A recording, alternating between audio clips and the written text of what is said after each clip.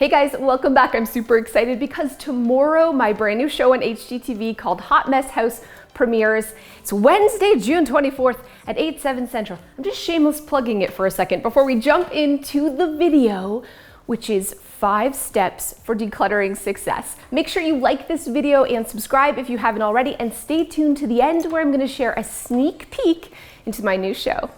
My first step for decluttering your home is probably, honestly, the most important, and that's changing your mindset. So often we look at our things and we see yesterday's memories, we see all the money we spent. It's really important that we don't think of decluttering as getting rid of our stuff, but we think of it as making room for tomorrow. We're not getting rid of yesterday's memories, we're making room for tomorrow. You can also change the word from decluttering to editing. You're not decluttering your drawers, you're editing them. You're not getting rid of your things, you're editing your collection. I don't know why, but this makes it feel less stressful. Step 2 of decluttering success is having clear rules. This is why the Marie Kondo thing really worked. It was like, does it spark joy? Does it not spark joy? That's a clear, defined rule that sort of lets go of all the anxiety. But if you are like me and you're like the potato masher, it sparks zero joy. What do? Do I keep it? Some of us need more rules than just joy or no joy. And that's why I've created these 3 rules that literally cover everything. The first rule is, have you used it in the last 12 months? The second one is, do you love it? And the last one is, would you buy it again? That way it literally covers everything. Do I love my potato masher? No. Have I used it in the last 12 months? Yeah, so I keep it. Or maybe it's like the roller thing for cookies. I don't bake cookies very often. Do I love it? No. Have I used it in the last 12 months? That's another no. Would I buy it again? Yeah. If it was baking cookies, I would have to buy it again. So that's a stay. These 3 rules, I'm telling you, they will help you let go of any anxiety that you're going to make a mistake or do it wrong, and they will set you up for decluttering success.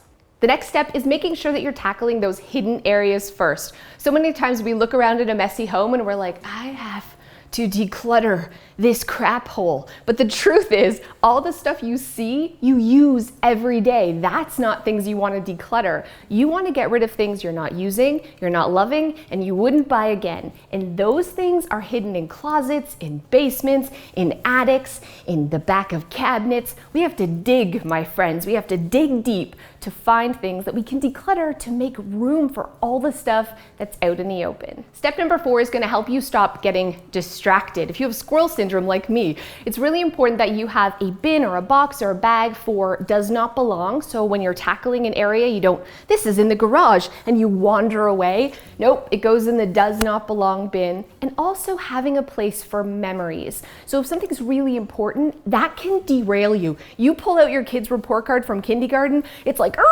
you're like, I can't, oh my, this is important. And the tears or whatever, it can seriously sidetrack your success. So have a bin right there for all those important memories to go in. We can always deal with them and find a home for them later, but having a spot for them to go is going to set you at ease and keep you going.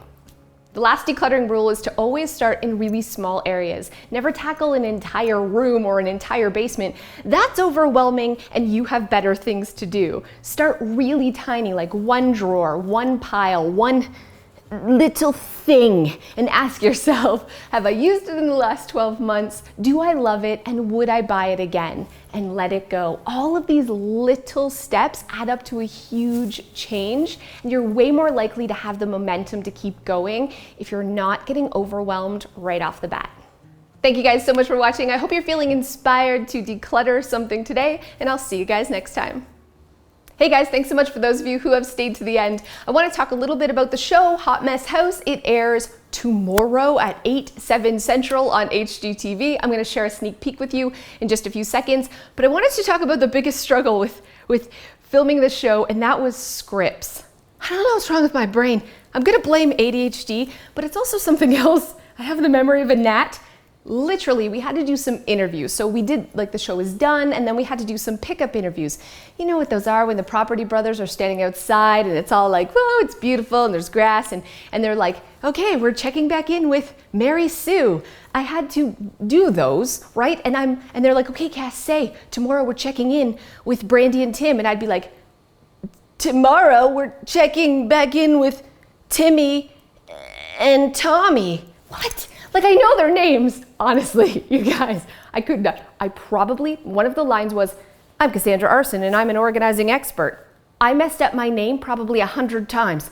The cameras would roll. It's just me filming like this, but they're on, Skype making sure I'm saying it right.